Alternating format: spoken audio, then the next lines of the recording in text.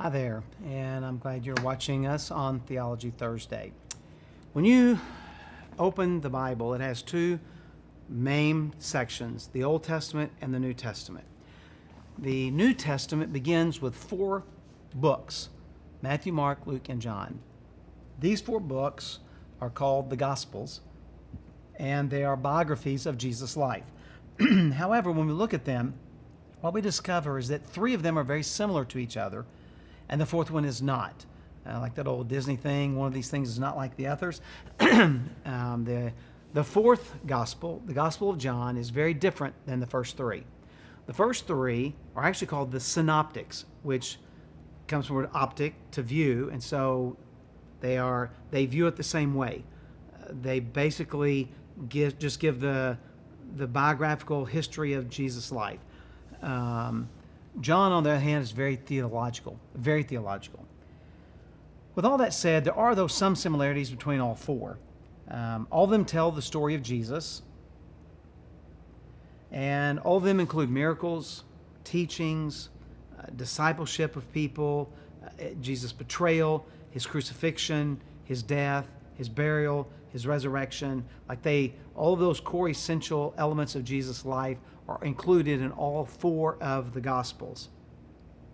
But I want to talk about one of the challenges that scholars have faced over the centuries is trying to harmonize them because they're not all identical. They're similar, but not identical. There are some differences between them. Only two have the birth story. Only Matthew and Luke record the birth of Jesus. Mark just starts off with Jesus' ministry at his baptism, and he's running. John, on the other hand, starts with eternity. In the beginning was the Word was with God, the Word was God. The same was in the beginning with God. So they have only two start with the birth. They're arranged differently. Luke appears to be much more topically arranged, not as chronologically oriented as, say, Matthew is. And so, Luke wants to, he groups the parables together. So he kind of packages up his gospel, not as tightly interested in chronological as he is more about subjects and themes. And then, probably the most significant thing is that each of them just takes a different angle or different focus. So, for example, Matthew is the most Jewish of the four biographies of Jesus. He has a heavy emphasis on Jesus as the king and royalty and the kingdom and those kind of things. Mark, on the other hand, is very servant-oriented. It's in Mark where we find the famous statement from Jesus, "The Son of Man came not to be served, but to serve, and to give his life a ransom for many." In Mark's gospel, Jesus is always touching people, always ministering to people, serving people. And Mark is very fast, very quick. A great deal of Mark is... Mark's the shortest of the Gospels, and a great deal of his material, most of it's found in the other Gospels. He doesn't bring a whole lot that's unique, except that his focus is on serving. Let's go. There are people to be ministered to. Let's go make it happen. That kind of a focus. Luke is very focused on the humanity of Jesus. We get this massively long description about everything related to the birth of Jesus and his humanity. Luke takes the genealogy of Jesus and goes all the way back to Adam, the first human being, because he wants to emphasize the humanity of Jesus. And so there are just a number of just Jesus very human in the Gospel of Luke. And then John is very theological, and he focuses on the divinity of Jesus. So Luke and John kind of are the two sides of the coin. We need both of them. It's one coin, heads and tails. It's one person, Jesus, but he's God and human being together. And so John focuses more on the divinity of Jesus. Luke focuses more on the humanity of Jesus. So this raises the question, why do we have four biographies? Why? Why do we have four different accounts of the life of Jesus? So I want to talk about this as we attempt to harmonize all four into one coherent life story of Jesus. But one of the reasons why I think we have four is because people are complex. And there's nobody that's ever lived that's as complex as Jesus because he's the Messiah. And so one biography is not enough really to communicate the full personhood of Jesus Christ. Along that line, they were written on scrolls. An average scroll was 25 to 30 feet. Each of these Gospels is roughly the same length. Mark's a little shorter, but Matthew, Luke, and John are all about the same length. And so if there had been one biography, it would have been the equivalent of 4 scrolls, and one person would not have written that. So each of them has one scroll to communicate the life of Jesus under the inspiration of the Holy Spirit. And so each of them has a different focus because of the amount of room that they have. It'd be like someone handing you a blank book and saying, this is how much space you have to record the life of your mom. And you got to decide what's going to go in and what's going to go out, depending on what you want to focus on.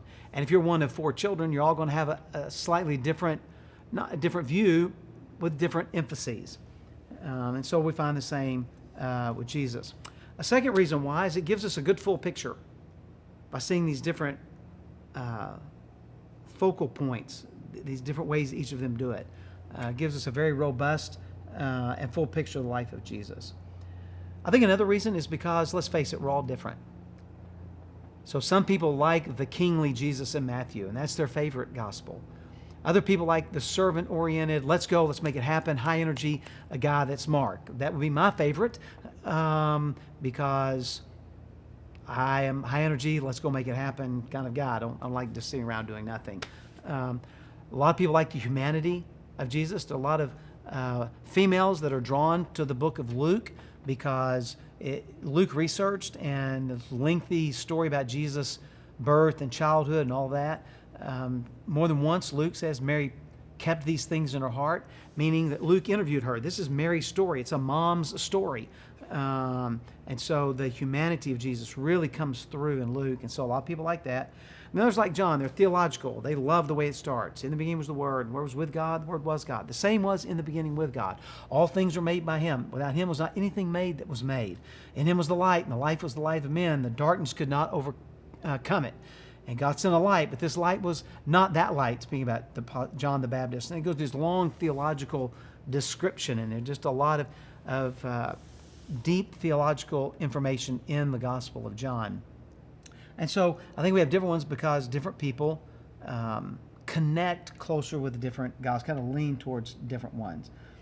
But I think one of the reasons that sometimes is overlooked when people talk about why we have 4 biographies of Jesus is I think it validates the inspiration of the Bible. If we just had one account, we could bring it into question. This guy has made it up. But we have 4 different people. And the reality is only 2 of them were disciples of Jesus, Matthew and John. Mark got his information probably from Peter and other sources. Luke told us that he researched his historically. In fact, Luke may have even been a Gentile. He certainly writes in Greek to a man named Theophilus, who probably was Greek, and so or Gentile. So we have 4 very different people when we come to the 4 Gospels. And so I think that indicates inspiration because they all tell the same story. They all have the same life of Jesus. They all record a crucifixion. They all record a resurrection of Jesus. They all record that He is the Messiah. And so I think it gives credibility because we have 4 of them, not 1, and the fact that the stories don't differ radically.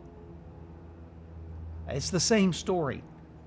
Even though there are some differences, there are some same stories. So that raises the question, well, if we have 4 of them, and we believe the Bible is inspired by God, are there any conflicts between them? The answer is yes.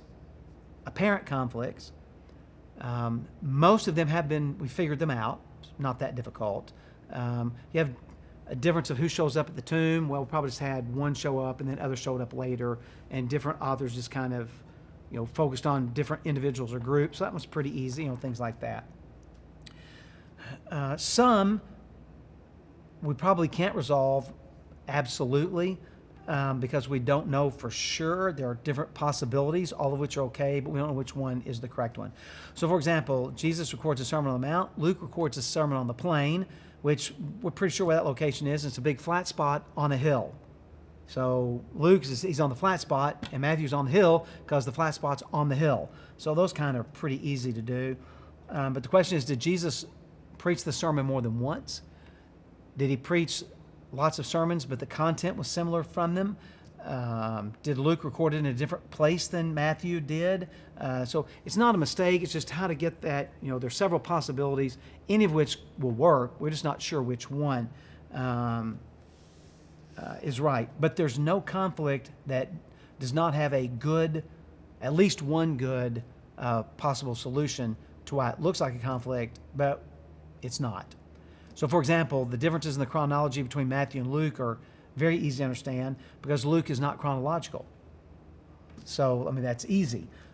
So things like that. So it's amazing. 4 different individuals and very, very different individuals. Not even all 4 his disciples, only 2 of them his disciples, all give us the same record of the life of the same man. And there are no unresolvable conflicts.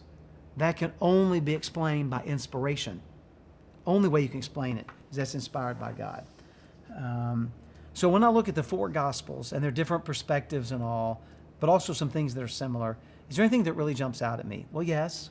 The fact that different people look at things differently and different focus, and your life will have a different focus than mine, and your perspective on Jesus will have a different focus than mine. What you emphasize in his life will be different than what I would emphasize. And that's fine. That's actually good. I think it strengthens us to bring those differences together, not to compete with one another, but to complement one another. But to me, the most shocking thing is that all 4 Gospels record the public nature of the crucifixion. This crucifixion was witnessed by hundreds and hundreds of people. Jesus is paraded through the streets of Jerusalem. He's taken to a hill where anybody that goes outside the city in that area, we're not exactly sure where he was crucified, but regardless, on one of the hills right outside the city, he could see it. The Pharisees were there. There were great crowds because it was a Passover weekend. And so it's very, very, very public. Public trial, public humiliation, public persecution, public execution. The resurrection is completely private. There's not a single individual there to witness the resurrection. We have a couple angels. We have some Roman guards, but they were knocked unconscious by the angels. No one saw the resurrection. They saw Jesus later after the resurrection, but no one was there for it. The greatest event in history was completely private between the Father, the Son, and the Spirit. Now, I'll be honest with you, it was me. It was one of my sons. I wouldn't humiliate them in public. They would be executed in private, away from scoffers and mockers and people making fun of them. The resurrection would be very public. Ha, I showed you. But God didn't do it that way. And to me, when I look at all 4 of them, emphasize the public nature of the crucifixion. And all 4 of them indicate the private nature of the resurrection. And that just has really stuck with me over recent years.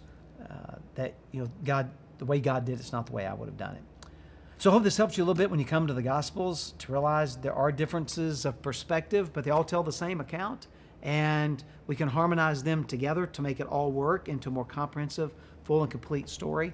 It's just amazing what God has done in giving His Word. So I encourage you, read all 4 of the Gospels, Matthew, Mark, Luke, and John. God bless you. Have a great day.